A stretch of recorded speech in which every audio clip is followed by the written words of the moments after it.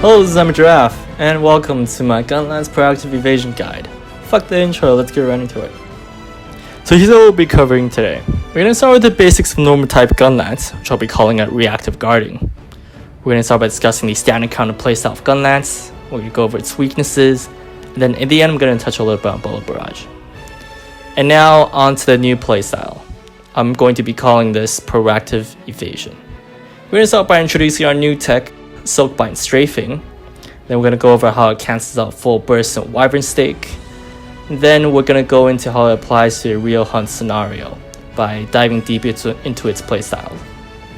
And then in the end I'm going to tie up with bad matchups and then a final clip at the end. We got no time to waste, so let's get right into it.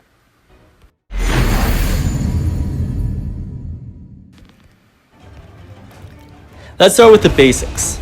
So Gunlance is a very backloaded type of weapon, meaning that most of your damage spike comes from the latter half of your combos, namely full burst, wide sweep, and wyvern stake.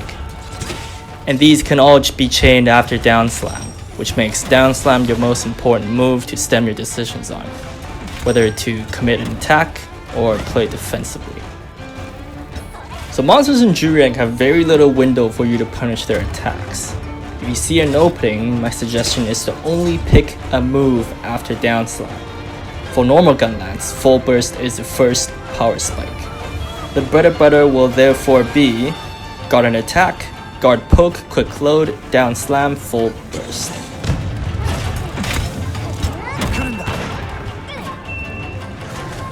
So every monster goes through an animation cycle of winding up an attack for you to react, and then the actual attack where the hitbox is present, and then finally recovering animation for you to retaliate and deal damage. So your goal should be preparing your defensive option during the wind-up, actually guarding the attack when the hitboxes are present, and then finally exploiting that little bit of recovery animation you have to deal damage.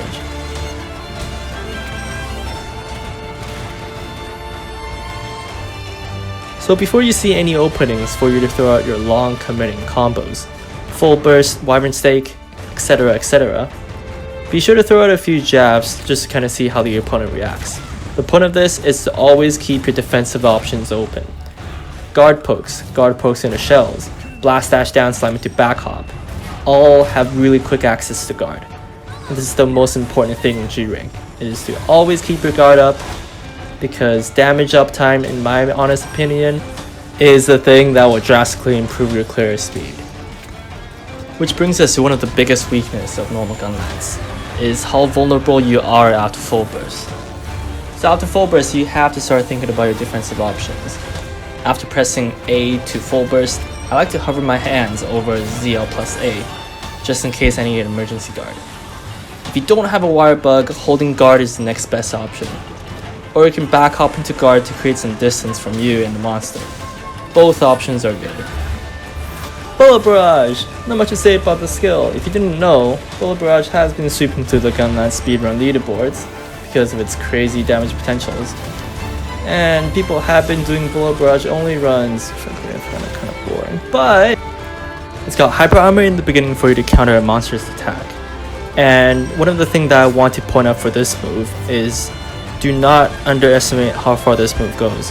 In fact, I would treat this skill as a medium to long range Silkbind move, because of how janky the targeting system is. Always create distance before you use the attack. I like to back up into BB just to ensure that I don't overshoot my target and then go into depression.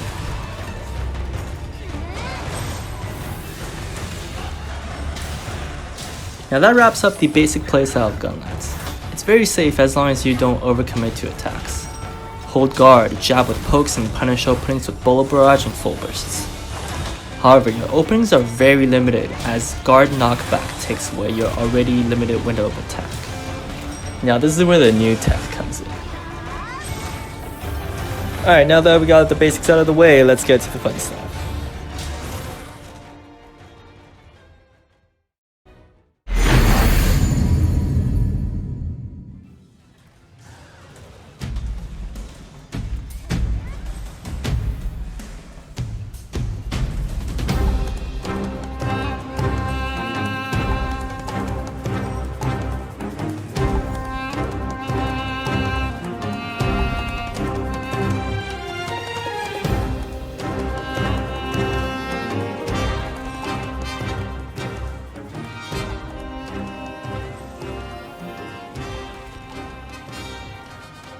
Now this is Silkbind Evade. This is an evasion that I can use after a Silkbind swap. ZL plus X plus A, and then press B to evade. It has a generous amount of iframes, but you're not safe all the way. Now timing the iframes of the evasion itself is difficult. There is no surefire way to teach you to be 100% consistent. You will know the timing of this evasion the more you use it. If you feel like the iframes won't connect, abandon the evade and go straight to guard. The power of this move is actually not in the iframes itself, though this does make this a 10 out of 10 scale, up to a 12 out of 10. Secondly, this is actually an excellent defensive option for a lot of your back-ended combos, as the speed where you can get to your evasion actually rivals the speed where you can get your guard up. Take full burst as an example. Now obviously, guard edge will have the edge over other defensive options because it consumes a wire bug. However, as you can see over here, Silkbind evade in simply by holding guard after full burst. The defensive options seem to be coming out around the same frames.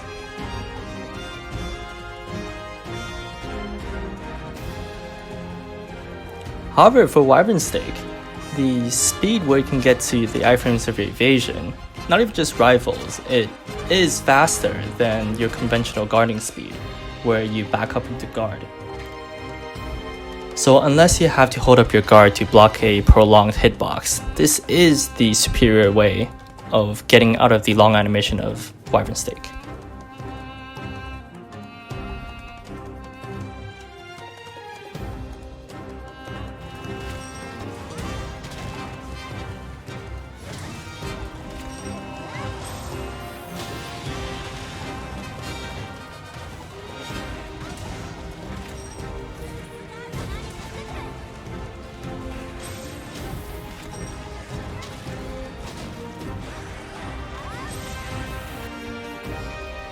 Now lastly, the biggest selling point for me is the side evasions. As you can see, the side evades moves you clockwise or counterclockwise while still facing the monster. I'll be referring to these side evades as Silkbind Strafing from now on. Now this legit is the new and improved target strafing that I mentioned in my Iceborne video. The advantages of this tech still remains relevant and the same. It's great for punishing monsters that don't have hitboxes on their sides or hind legs. Meaning if you dodge to the blind spot, you're able to immediately retaliate. And perhaps the most important thing is, since you're always facing the monster, your blast dash out of your evasion will always be directed at whatever your target is.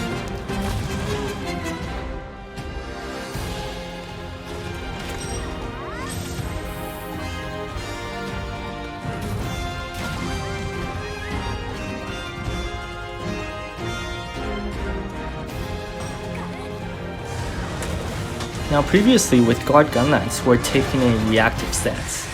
So we see an attack, we react to the attack by guarding, and then counter while the monster is still recovering. But as you can see, the guard stun took away way too much of our windows for counter attacks. Now the mindset you want for this evasion playstyle is to take the initiative, a proactive stance. So you're going to make the monster chase you by always being on the move. Now let's take Astalos as an example.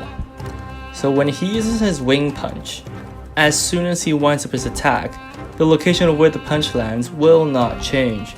It will always land at where the hunter is located in the present. So we are going to take advantage of this.